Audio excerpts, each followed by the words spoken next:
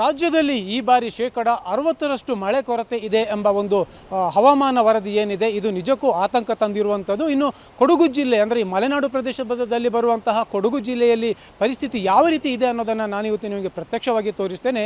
ನಾವಿವಾಗ ಕೊಡಗು ಮತ್ತು ಮೈಸೂರು ಗಡಿಯಲ್ಲಿರುವಂತಹ ಕೊಪ್ಪ ಸೇತುವೆ ಬಳಿ ಇದ್ದೇವೆ. ಇಲ್ಲಿ ಈ ಕಾವೇರಿ ನದಿ ಹರಿಯುತ್ತೆ. ಸಾಮಾನ್ಯವಾಗಿ ಈ ಜೂನ್ 3ನೇ ವಾರದಲ್ಲಿ ನಾವು ಈ ನಿಂತ ಸ್ಥಳ ಏನಿದೆ ಅಂದರೆ ನಾವೀಗ ಅಕ್ಷರಶಃ ನದಿಯ ಒಡಲಲ್ಲಿ ನಿಂತಿದ್ದೇವೆ. ನದಿಯ ಒಡಲನ್ನು ನೋಡಿದರೆ ಬೇರೆ ಕಲ್ಲುಗಳಷ್ಟೇ ನಮಗೆ ಕಾಣ್ತಾ ಇದೆ. ಒಂದು ಅಡಿ ನೀರಷ್ಟೇ ನಮಗೆ ಹರಿತಾ ಇರೋದನ್ನು ನೋಡ್ತಾ ಇದ್ದೇವೆ. ಅಂದರೆ ನದಿ ಸಂಪೂರ್ಣ ಬರಡಾಗಿರೋದನ್ನು ನಾವಿಲ್ಲಿ ನೋಡ್ತಾ ಇದ್ದೇವೆ. ಸಾಮಾನ್ಯವಾಗಿ ಈ ಜೂನ್ ತಿಂಗಳಲ್ಲಿ ಈ ಥರದ ಪರಿಸ್ಥಿತಿ ನಾವು ನೋಡಿದ್ದು ಯಾವತ್ತೂ ಕೂಡ ಇಲ್ಲ. ಯಾಕಂತಂದರೆ ಜೂನ್ ಧಾರಾಕಾರ ಮಳೆ ಬರುವಂತಹ ಒಂದು ಸಮಯ.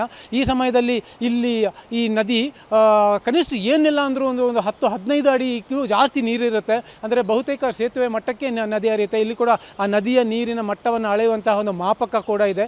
ಆ ಮಾಪದ ಪ್ರಕಾರ ನೋಡಿದರೆ ಇವಾಗ ತಳಮಟ್ಟದಲ್ಲಿ ಅಂದರೆ 0 ಏನೂ ಇಲ್ಲ, ನೀರು ಇಲ್ಲವೇ ಇಲ್ಲ.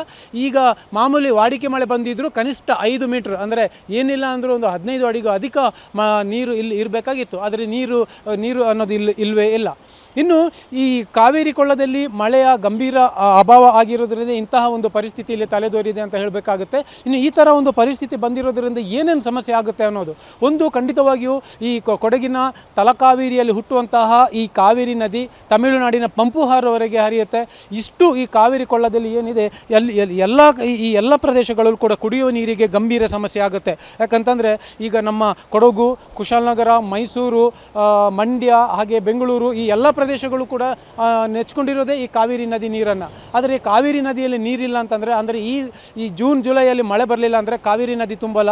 ಕಾವೇರಿ ನದಿ ತುಂಬಲ್ಲ ಅಂತಂದರೆ ಈ ಮಂಡ್ಯದಲ್ಲಿರುವಂತಹ KRS ಜಲಾಶಯ ಕೂಡ ತುಂಬಲ್ಲ. ಅದೇ ರೀತಿ ನಮ್ಮ ಕೊಡಗಿನಲ್ಲಿರುವಂತಹ ಹಾರಂಗಿ ಜಲಾಶಯ ಕೂಡ ತುಂಬಲ್ಲ. ಈ ಹಾರಂಗಿ ಜಲಾಶಯದಲ್ಲಂತೂ ಕಳೆದ ವರ್ಷಕ್ಕೆ ಹೋಲಿಕೆ ಮಾಡಿದರೆ ಸುಮಾರು 35 ಅಡಿ ನೀರು ಕಡಿಮೆ ಇರುವಂಥದ್ದು.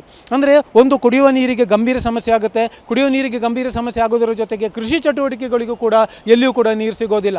ಕೃಷಿ ಚಟುವಟಿಕೆಗಳಿಗೆ ನೀರು ಸಿಗೋದಿಲ್ಲ ಅಂತ ಆದಾಗ ಖಂಡಿತವಾಗಿಯೂ ಈ ಬೆಳೆಗಳೆಲ್ಲ ಒಣಗಿ ನಾಶವಾಗುವಂತಹ ಪರಿಸ್ಥಿತಿ ಬರುತ್ತೆ. ಅದರ ಜೊತೆಗೆ ತಮಿಳುನಾಡು ಹಾಗೂ ಈ ಕರ್ನಾಟಕದ ಮಧ್ಯೆ ಈ ಕುಡಿಯುವ ನೀರು ಕಾವೇರಿ ನದಿ ನೀರಿನ ಹಂಚಿಕೆ ಸಮಸ್ಯೆ ಕೂಡ ತಲೆದೋರುತ್ತೆ. ಈ ಥರ ಬೇರೆ ಬೇರೆ ರೀತಿಯ ಸಮಸ್ಯೆಗಳನ್ನು ಇಲ್ಲಿ ಎದುರಿಸಬೇಕಾಗತ್ತೆ. ಅಂದರೆ ಈ ಕೊಡಗು ಜಿಲ್ಲೆ ಅಥವಾ ಈ ಮಲೆನಾಡು ಪ್ರದೇಶದಲ್ಲಿ ಉತ್ತಮ ಮಳೆ ಆದರೆ ಮಾತ್ರ ಈ ರಾಜ್ಯದ ಎಲ್ಲ ಕಡೆ ಜಲ, ನೆಲ ಎಲ್ಲವೂ ಕೂಡ ಪ್ರಕೃತಿ, ಕೃಷಿ ಎಲ್ಲವೂ ಕೂಡ ಸಮೃದ್ಧಿ ಆಗಿರುವಂಥದ್ದು.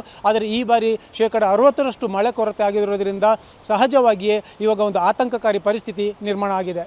ಕ್ಯಾಮರಾಮನ್ ನವೀನ್ ಜೊತೆ ಗೋಪಾಲ್ ಸೋಮಯ್ಯ, TV9 ಕೊಡಗು.